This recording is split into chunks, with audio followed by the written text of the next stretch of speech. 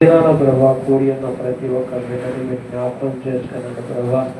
చిన్న బిడ్డని, పెద్ద బిడ్డని, ప్రతి ఒక్క సహోదరి సహోదరులందరినీ మీరు జ్ఞాపకం చేసుకుని తండ్రి తండ్రి ఈ దినాన మీ పరలోకమైన మాటలు, పరలోకమైన ఆశలు, ఆలోచన తలంపులు మేము పొందుకోగలిగినట్లుగా మీ యొక్క దయగలస్తు ఈ స్థలంలో ఉంచి తండ్రి దుష్టుడికి అధికారం లేకుండా సహాయం దయచేయమని ఈ స్థలమంతటి మీద మీ దేవదూతల నుంచి బ్రతలాడుకోవచ్చు తండ్రి.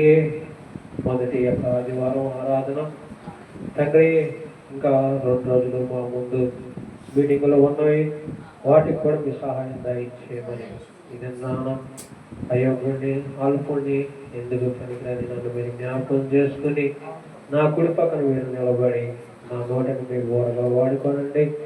నాకు మాకు కావాల్సిన ఆత్మీయాలను మీ పరలోకాన్ని అందించమని యేసయ్య పరిశుద్ధ నామం అడిగి వేడుకొనుచున్నాం తండ్రి, ఆమేన్.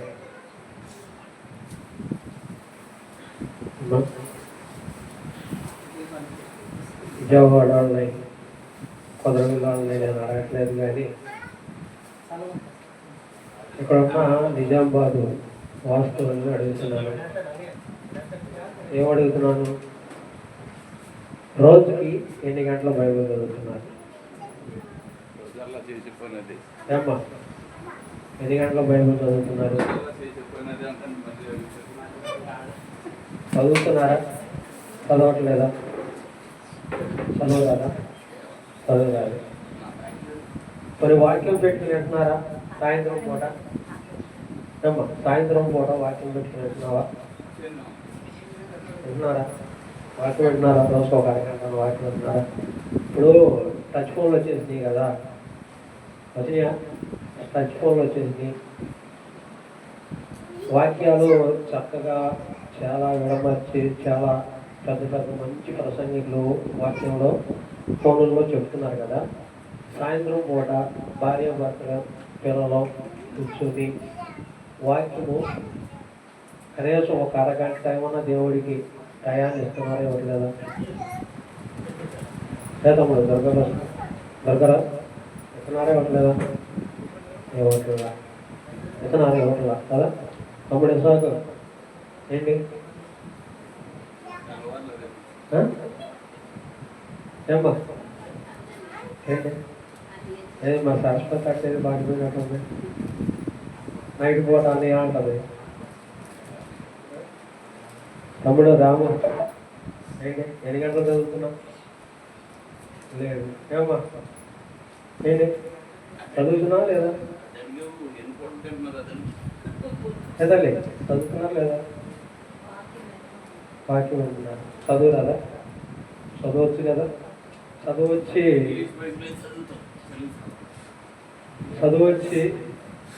చేయటం వచ్చి చేయకపోతే ఫలిఫలం వస్తుందా? అమ్మా వచ్చిందా రాదా? రాజశేఖర్ చంద్రశేఖరం ఏంటి? ఏం లేదు, అసలు అనవసరం. అవునా? అది నవ్వుతున్నారు. విజయవాడ వాళ్ళైనా సరే, కుదరవెల్లి వాళ్ళైనా సరే, నిజామాబాద్ వాళ్ళైనా సరే, ఎవరైనా సరే దేవుడికి 2 గంటల సేపు దశమ భాగం తీయాల్సింది. 2 గంటల సేపు దశమ భాగం తీయాలి. ఎందుకు తీయాలి? దేనికి తీయాలి? ఎందుకు తీయాలి? దేనికి తీయాలి? ఏంటి అవసరం? రూతు గ్రంథం ఒక దళం చూడండి.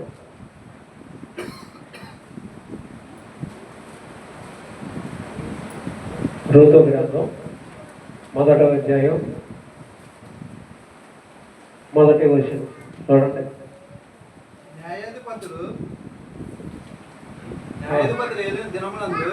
న్యాయాధిపతులు ఏలిన దినమందు ఆ దేశంలో కరువు కలగక యోధా బెత్లెహేము నుండి ఒక మనుషుడు తన భార్యను తన 2 కుమారులను ఎంట పెట్టుకుని మోయాబు దేశమున కాపురముండుటకు వెళ్ళెను. ఆ ఆ మనుషుడి పేరు ఎలీమెలెకు. అతని భార్య పేరు నయోమి. అతని ఇద్దరు కుమారులు పేర్లు మహలోను కిలియోను.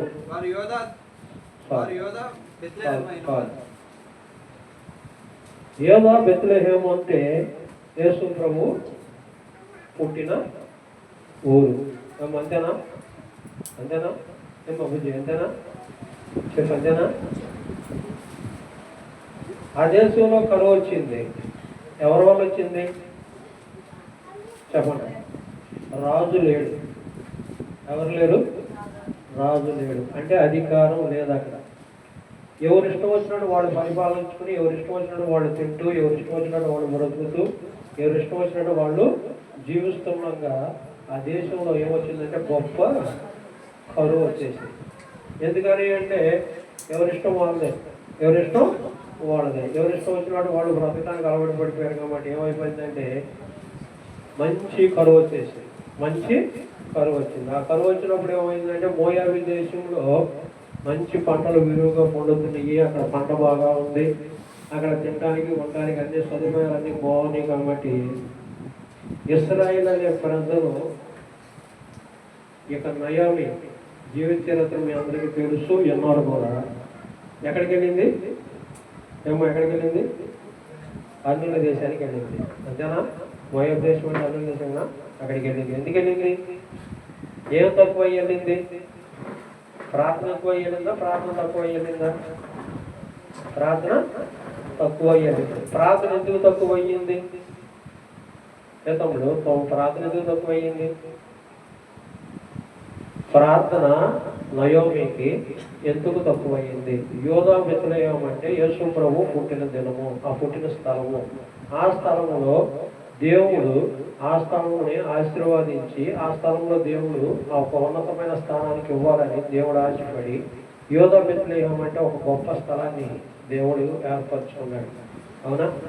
ఆ స్థలాన్ని నుంచి వదిలిపెట్టి ఎక్కడికి వెళ్ళింది అంటే నయోమి అనే ఒక కుటుంబం మోయాబు దేశానికి వెళ్ళింది. మోయాబు దేశానికి వెళ్ళడానికి కారణం ఏంటి అంటే ప్రార్థన లేదని నేను అనుకుంటున్నాను. ప్రార్థన లేదని అనుకుంటున్నాను. ఎందుకంటే ప్రార్థన లేనప్పుడు మన యొక్క ఆశలు, ఆలోచన, తలంపులు, ఉద్దేశాలు ఎలా ఉంటాయి అంటే మనము ఏదైతే కరెక్ట్ అని ఆలోచిస్తామో, ఏదైతే మనకి కరెక్ట్ అని అనిపించుద్దో, ఏదైతే మనం చేయాలనుకుంటామో దాన్ని ఖచ్చితంగా చేసేస్తాం. దాన్ని ఖచ్చితంగా చేసేస్తాం. ఎందుకంటే వెనక ముందు ఆలోచించాల్సిన అవసరం లేదు. అది నష్టమా లాభమా, తర్వాత ఏం జరుగుద్ది, ఏం జరగబోద్ది ఏంటి అనేది కూడా ఇక్కడ ఎవరికి తెలియదు. తెలుసు అంటారా? నాకు తెలిసిన వరకు తెలియదు అనుకుంటున్నాను. ఎందుకంటే మన గ్రహింపు, మన ఆలోచన, మన తలంపులు ఎక్కడున్నాయి అంటే లోకములో ఉన్నాయి. లోక ఆశలు, లోక ఆలోచన, లోక తలంపుల్లో మన మైండ్ నడుస్తున్నది కాబట్టి, మన జీవితం లోకంలో నడుస్తున్నాం కాబట్టి మనం ఏమనుకుంటామంటే ఇదిగో సరస్వతకు చూడు ఎలా ఉందో, లేదా రమణాను చూడు ఎలా ఉన్నాడు, రామతమ్ముడు చూడు ఎలా ఉన్నాడు, దుర్గారావు చూడు ఎలా ఉన్నాడు, వీళ్ళందరూ ఎలా ఉన్నారు, వాళ్ళని బట్టి మనము ఇక్కడ దేవుడు గొప్పవాడా లేకపోతే మంచివాడా, దేవుడి దగ్గరికి వెళ్తే మనకు మేలు దొరుకుద్దా లేదా అనే ఆలోచన తలంపులు అన్యులకు వస్తాయి అంటారా? ఏమో వస్తాయి అంటారా? మీరు ఆల్తాపాడంగా కూర్చుంటున్నారు, మీరు ఆల్తాపాడంగా తింటున్నారు, మీరు ఆల్తాపాడంగా నడుస్తున్నారు, మీరు వాళ్ళ పక్కనే అవునున్నారు. అంతేనా? మరి అలాంటప్పుడు దేవుడు నామానికి మహిమ అనేది వచ్చుద్దా రాదా? వచ్చుద్దా? ఎలా వచ్చింది? మరి మీరు వాక్యం చదవట్లా, దేవుడి పాదాలు పట్టుకుని కనీసం భార్య కొరకు, బిడ్డల కొరకు, కుటుంబం కొరకు కనీసం ఒక పావు గంట, 10 నిమిషాలు, కనీసం రోజు దేవుడికి 1 గంట సమయం అన్న మీరు కేటాయించడం ఏమో ఉందా? ఉందా? భోజనాలు ఎక్కడైనా పెడితే వెళ్ళిపోతాం. భోజనాలు ఎక్కడైనా పెడితే వెళ్తాం. దేనికి పిలిచినా వెళ్తాం. అవునా? దేనికి పిలిచినా వెళ్తాం.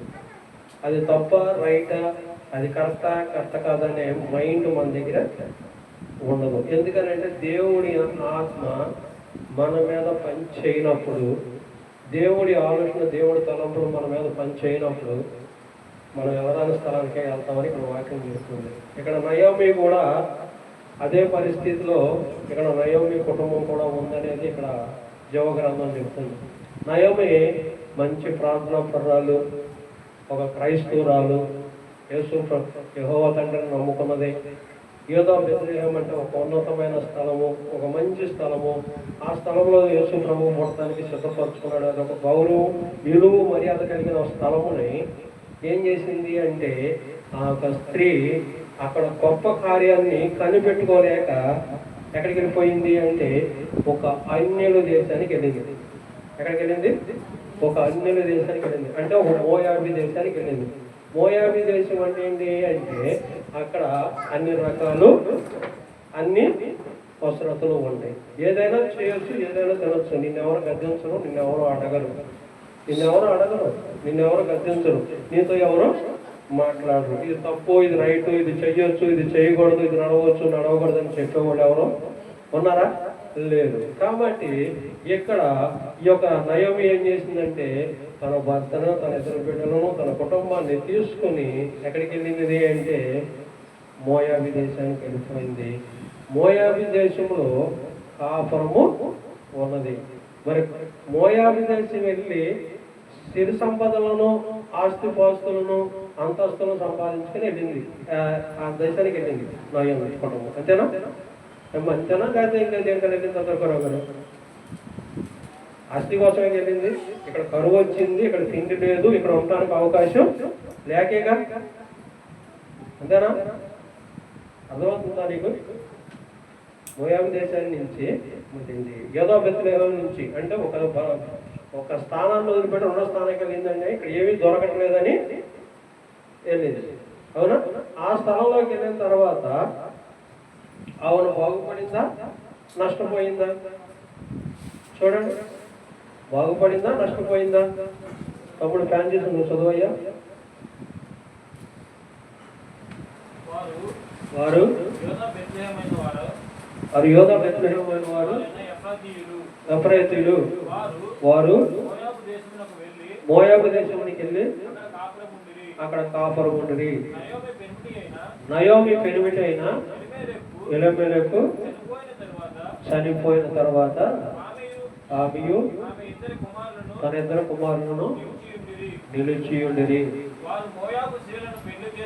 వారు మోయాబీ స్త్రీలను పెళ్లి చేసుకున్నది.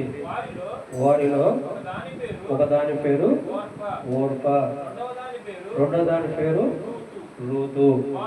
వారు ఇంచుమించు 10 సంవత్సరములు అక్కడ నివసించిన తర్వాత బహుళను, కిలియోను ఇద్దరు చనిపోయి.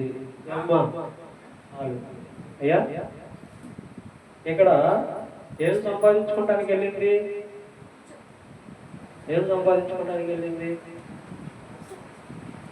ఒక రాజమార్గాన్ని వదిలిపెట్టి, ఒక గౌరవం, మర్యాద, విలువను వదిలిపెట్టి ఎక్కడికి వెళ్ళింది? తనను, తన కుటుంబాన్ని కాపాడుకోవాలని ఎక్కడికి వెళ్ళింది? ఎందుకు వెళ్ళింది? మన ఆశలు, మన ఆలోచన, మన తలంపులు కథలు చెప్తున్నా ఏదైతే ఇష్టపడతామో దాన్ని మనం చేసేస్తాం. అది మంచి జరుగుతుందా, చెడు జరుగుతుందా అనేది ఎవరో ఆలోచన చెయ్యం. గ్రహింపు ఉండదు. గ్రహింపు లేనప్పుడు మనం ఏ స్థలంలో కూర్చున్నా, ఎక్కడ కూర్చున్నా, ఏ రకంగా కూర్చున్నా మనల్ని ఎవరో పట్టించుకుంటారా? ఇక్కడ నయోమిని కూడా ఎవరు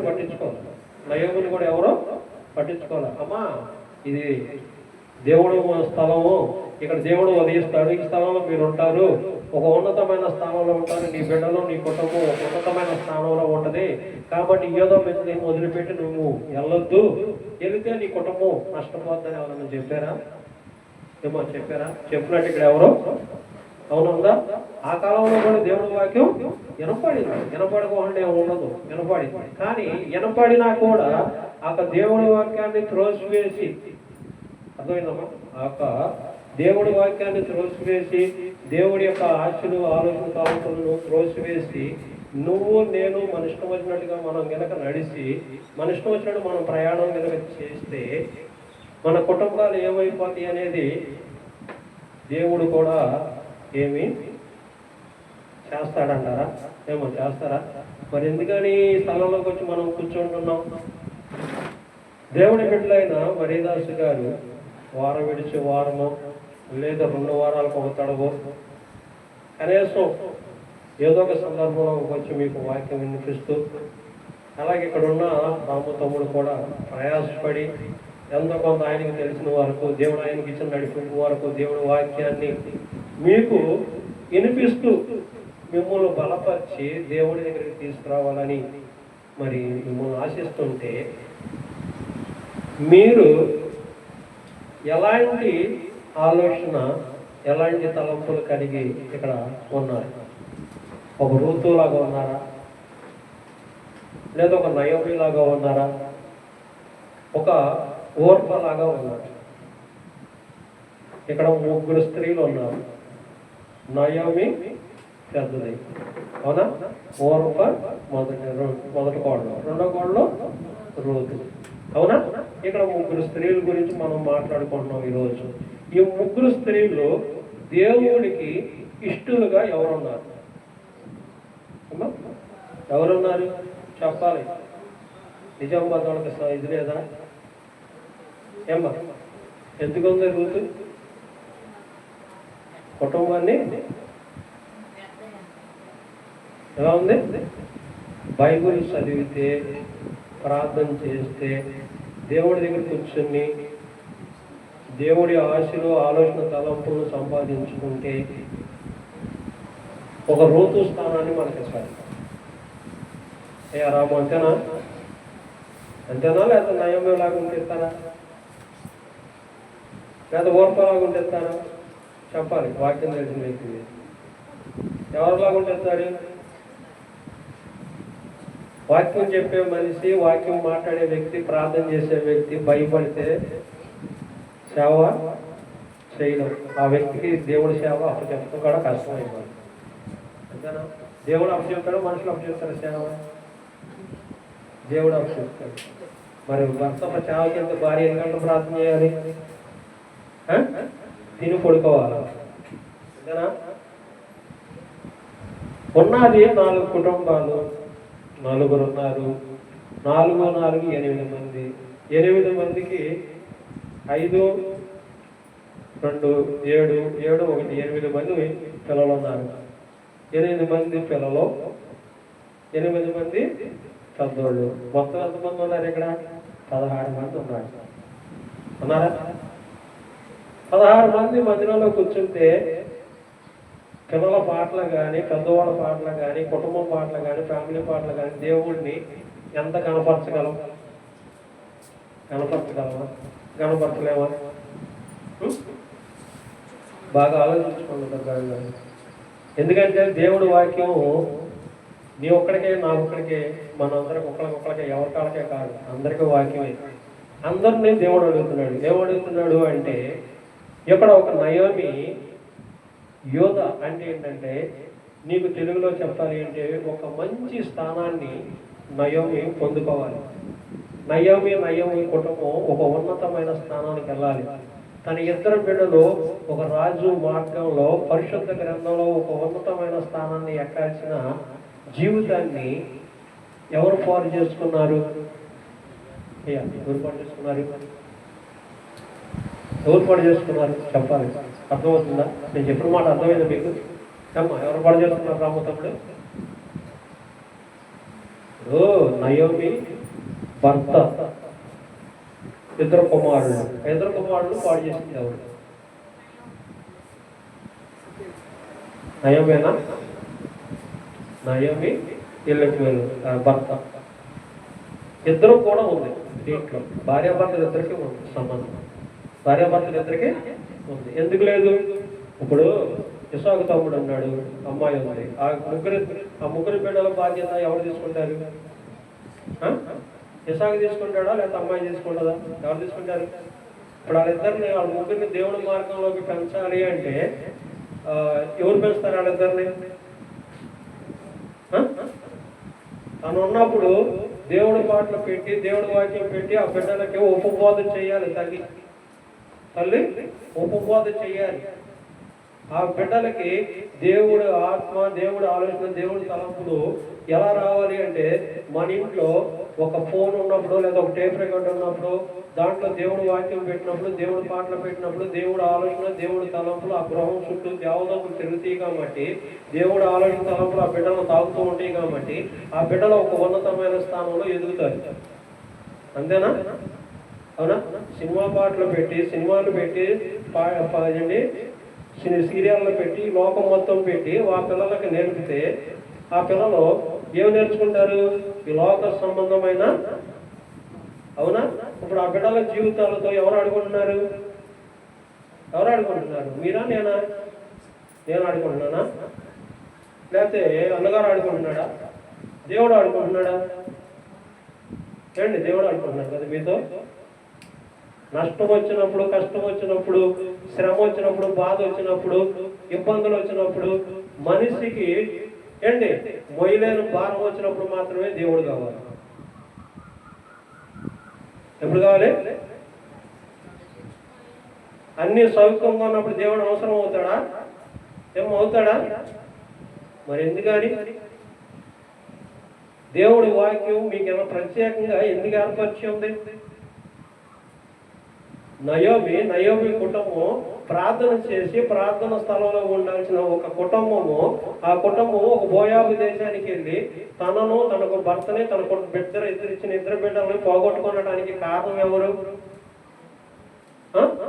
దేవుని ఆత్మ పోగొట్టుకోవడం వలన, దేవుడి యొక్క ఆశలు, ఆలోచన, తలంపులు, ఉద్దేశాలని సంపాదించుకోలేకపోవడం వలన.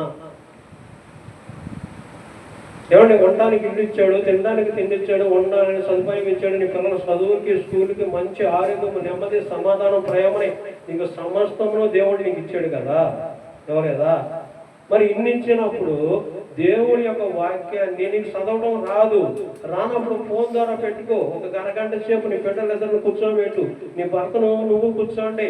వచ్చి రాని ప్రార్థన నువ్వు దేవుడి దగ్గర అడిగితే, ప్రభా నాకు ఈ ప్రార్థన వచ్చు, ప్రభా నాకు ఈ ప్రార్థన వచ్చు, నాకు ఈ ఆలోచన వచ్చు, నాకు ఈ తలంపులే వచ్చు, నాకు ఈ ఇష్టమే వచ్చు, ఇక నీ బిడ్డలైన వాళ్ళు నాకు ఇదే నేర్పుతున్నారు, నేను నేర్చుకునేది ఇదే, ఈ సత్యాన్ని నేను నేర్చుకోలేకపోతే, నా బిడ్డలకి నేను నేర్పించకపోతే రేపు పొద్దున్న నా బిడ్డలు ఈ లోకంలో ఏ స్థితిలో, ఎలాంటి పరిస్థితుల్లో, ఎలాంటి ఆలోచన తలంపుల్లో ఉంటారు అనే గ్రహింపు, జ్ఞానము తల్లిదండ్రులు అనే వాళ్ళకి లేకపోతే తన బిడ్డలు పాడైపోయిన తర్వాత, తన బిడ్డల జీవితం లోకంలోకి ఇదైపోయిన తర్వాత,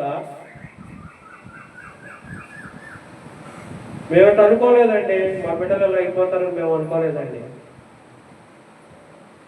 మరి ఎవరు చేస్తారు? ఎవరు చేస్తారు? ఎవరన్నా చేస్తారా? ఎవరు బాధ్యులు? అందుకే నేను ఇక్కడ ప్రత్యేకంగా ఎందుకు చెప్తున్నానంటే, దేవుడి వాక్యము మనకి వినపడుతుంది అంటే వాళ్ళు మిమ్మల్ని ఎందుకు అడిగాను అంటే, నేను ప్రత్యేకంగా మిమ్మల్ని ఇక్కడ ఎందుకు అడిగాను అంటే, నేను ఎప్పుడో వచ్చేది సంవత్సరానికి పోతాడు దేవుడి చిత్తంలో అడుగుతున్నా, రావాలని ఆశ నా కోరికలోని కొన్ని కారణాలను నేను రాలేకపోతున్నాను. రావాలని ఆశ ఉంది, ఈ మధ్యన నేను నడవాలని ఉంది, కొన్ని కారణాలతో రాలేకపోతున్నాను. కానీ ఇక్కడ దేవుడు ఒక వాక్యము నేను ఎందుకు ఇవ్వబడుతున్నాను చెప్తున్నాను అంటే, మన జీవితాల్లో మనం పొందుకోవాల్సిన సమయంలో దేవుడికి నువ్వు నేను మనం లోబడకపోతే ఎవరి బిడ్డలను, ఎవరి కుటుంబాన్ని ఎవరు ఏమీ చేయలేరు. మరిదశను కూడా ఏం చేయలేడు. మరిదశను కాదు, దేవుడే ఏం చేయలేడు. ఇక్కడ నయోమి కుటుంబాన్ని దేవుడు ఏం చేయలేకపోయాడు, కాపాడలేకపోయాడు.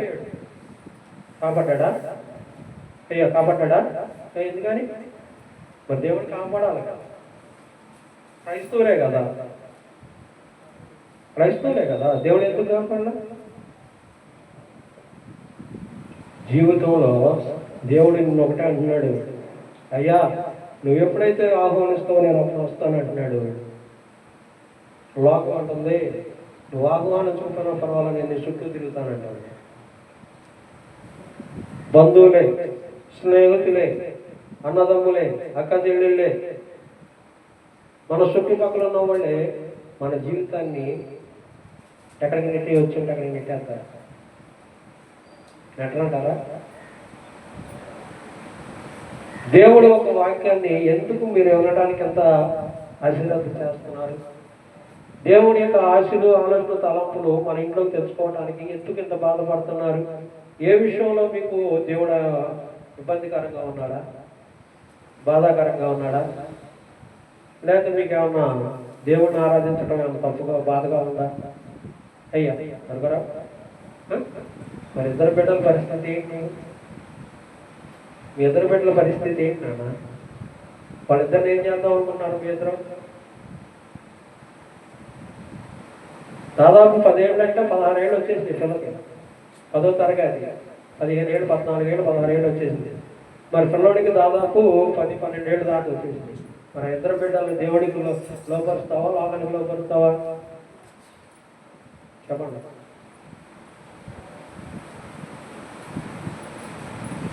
చదవద్దు వాక్యం. కీర్తన గ్రంథంలో ఒక మాట ఏముంటుందంటే, ఈ మాట ఉంటే చెబుతున్నా, దృష్టులు అంటే ఫస్ట్లో ఉంటుంది అనమాట. దృష్టులు అంటే ఎదట మనిషిని చూడడం కాదు. ఎవరిని? దృష్టులు అంటే ఎదట మనిషిని చూడడం కాదు, మనల్ని మనం గమనించుకోవడం. దృష్టులకి దృష్టికి చాలా తేడా ఉంది. అర్థమవుతుందా నీకు? దృష్టులు అంటే ఇక్కడ ఉన్న వాళ్ళందరి లోపాలను ఎదుగుతాం. అది దృష్టులు మొత్తం. అమ్మో, రమణన్న అలా చేశాడు, కమలాకర్ అలా చేశాడు, సాగరముడు అలా చేశాడు, లేకపోతే అలా చేశాడు, రామతమ్ముడు ఎలా చేస్తున్నాడు, ఇలా చెప్పుకోవడం అనేది ఏంటంటే దృష్టులు. దృష్టి అంటే ఏంటంటే మన హృదయ దృష్టి. అర్థమైంది మీకు?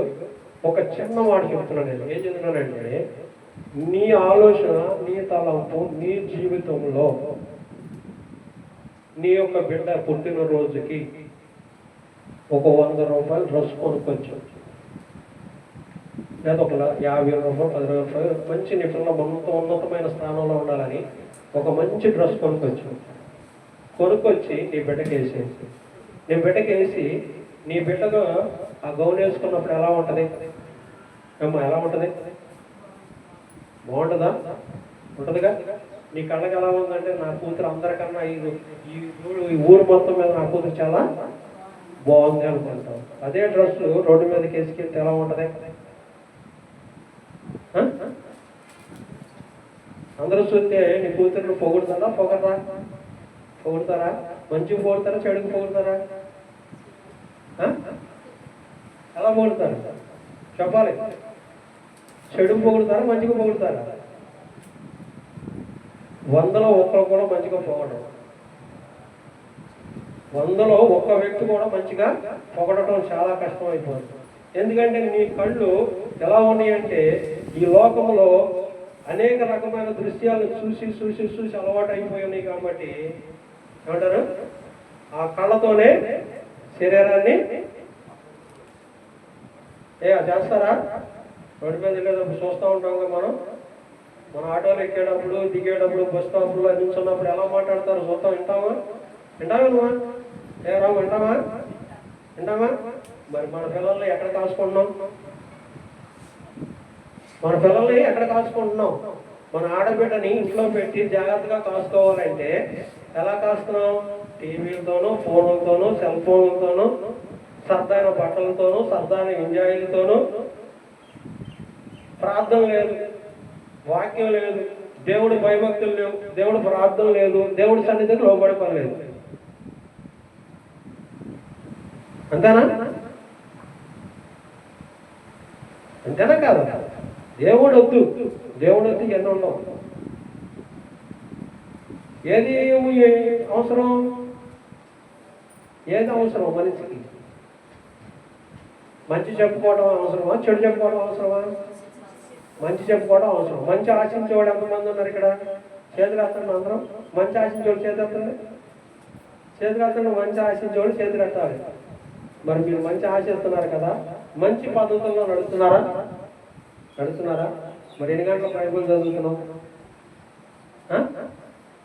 చెప్పు, ఎన్ని గంటల బైబిల్ చదువుతున్నావు? నీ భర్త వాయిద్యం చదువుతున్నాడు కదా, నువ్వు ఎన్ని గంటల బైబిల్ చదువుతున్నావు? మరి మంచి ఎక్కడి నుంచి వచ్చింది? నీ కూతురు కోసం ఎన్ని గంటలు ప్రార్థన చేస్తున్నావు? పొద్దున్న సాయంత్రం వరకు నువ్వు ఎక్కువ పట్టుకొని ప్రార్థన చేస్తున్నావా? ఎంతసేపు చెప్పాలా? ఎంతసేపు?